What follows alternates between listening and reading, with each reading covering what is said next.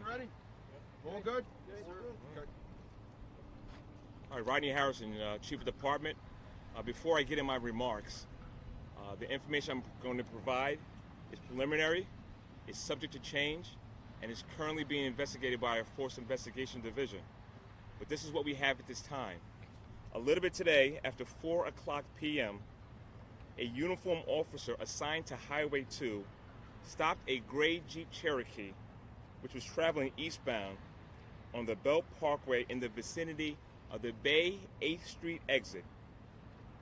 When the officer approached the vehicle, that same male sped away, traveling eastbound.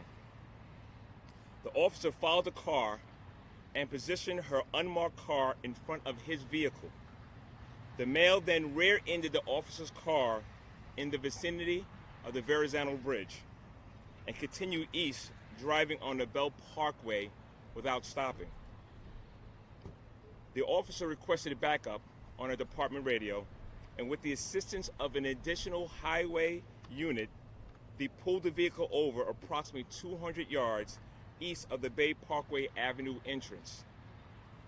Once the vehicle was stopped, the driver, a 65-year-old male who was the sole occupant of the vehicle, exited the Jeep and advanced towards the officers with a gun.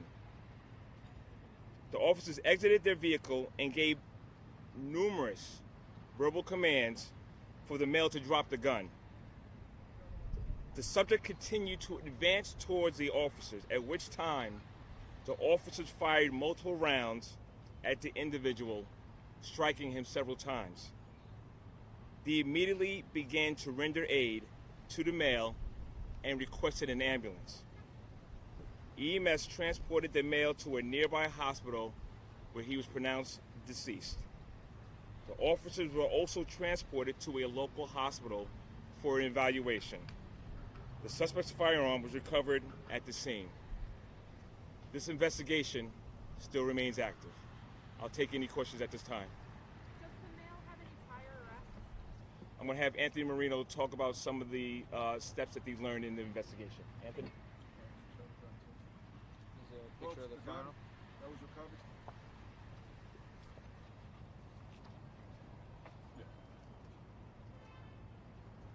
You guys took the picture? We'll send it out.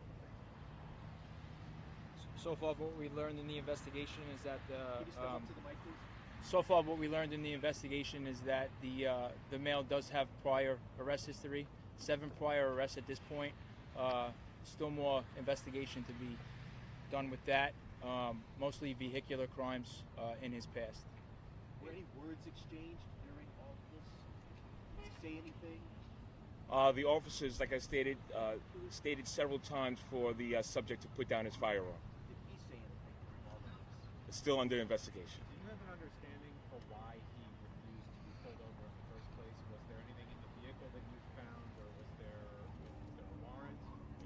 So, once again, it's still preliminary. The reason why he went to the back of his car and pulled out a firearm, we still don't know the answer to that at this time. I guess I'm sorry, Chief, before, like at Bay 8, when she tried to pull him over the first time and he refused and then he rear-ended her, why do we have is there a hypothesis for why he wouldn't? Well, I will say this, he was speeding, which is the reason for the initial stop. Regarding why he would not stop, we don't have the answers to that question. Where is the highway close? Which exit is it? I'm sorry, I didn't hear your question. I said from which exit to which exit is closed? So it's on the eastbound, on the Belt Parkway. So it would be somewhere between the Verrazano Bridge and this exit right here. So maybe 86 and the Verrazano Bridge. Thank you, Kim. Any other questions? Chief, the video that has been circulating, the various different videos. I mean, it was busy. It was rush hour. A lot of cars on the belt. Yeah. I understand. I mean, there's nobody else. There were no civilians injured in any of this. Can you talk a little bit about the danger that was on the belt today? And what I guess we're lucky that this is the result. Yeah, listen, it's a dangerous situation, but this is what we do in the New York City Police Department. We protect people, but those that choose to carry guns, we hold them accountable. Unfortunately, it happened to be a negative ending, but we did what we had to do to stop the threat. Chief, can you go over one more time the sequence to how he grabbed his gun, where he got it from, what the officer was doing when he did that? Sure. So once the highway officer pulled her car in front of his vehicle, our subject, who was the sole occupant, got out of the car, went to the back seat of his car, and pulled out this firearm.